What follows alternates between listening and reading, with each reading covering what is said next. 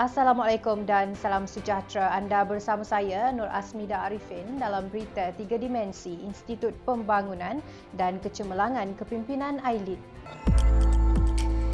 Kementerian Belia dan Sukan KBS bersetuju menerima pakai Kod Anti-Doping Dunia 2021 untuk digunakan di peringkat dalaman negara selaras dengan artikel yang terkandung di dalam Standard Antarabangsa Kod Anti-Doping Dunia 2021. Menteri Belia dan Sukan Yang Berhormat Datuk Seri Ahmad Faizal bin Datuk Azumu berkata, kerajaan melalui Agensi Anti-Doping Malaysia ADAMAS perlu menerima pakai Kod Anti-Doping Dunia 2021 ini serta menterjemahkan pemakaiannya di dalam negara ini melalui Peraturan Anti-Doping ADAMAS 2021. Tegas beliau, sebagai Badan Sukan Induk dan Badan Sukan Kebangsaan, semua perlu bertanggungjawab dan tertakluk kepada pematuhan Kod Anti-Doping Dunia dan Peraturan Anti-Doping masing-masing selaras dengan standard antarabangsa yang telah ditetapkan.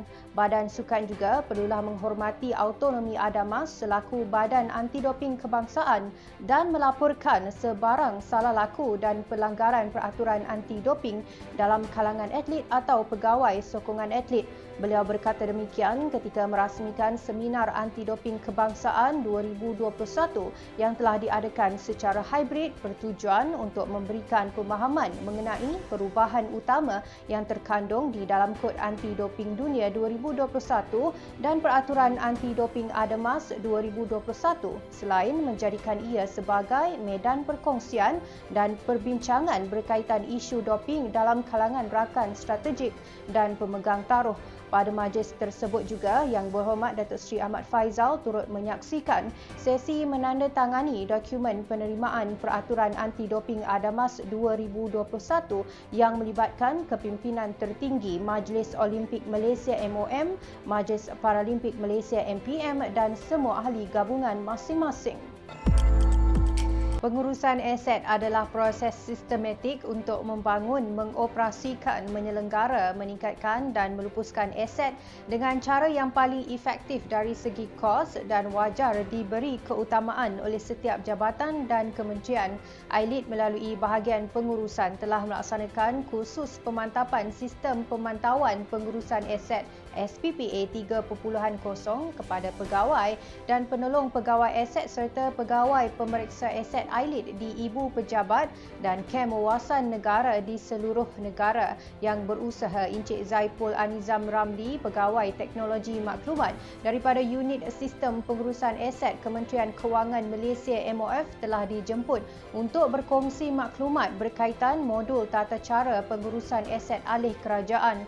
Menurut Encik Zaipul Anizam, pengurusan aset perlu dilaksanakan dengan teratur bagi memastikan semua aset dapat diurus secara sistematik, holistik dan lestari supaya ia mampu menjadi pembangkit kepada keberkesanan sistem penyampaian yang berkualiti. Semoga pelaksanaan kursus sebegini berupaya meningkatkan pengetahuan kepada pegawai-pegawai AILID bagi memastikan hala tuju pengurusan aset kerajaan lebih mapan dan berprestasi tinggi. Perkara paling penting yang perlu dikuasai dalam kemahiran keibubapaan adalah mempunyai kesabaran yang tinggi untuk membesarkan anak-anak.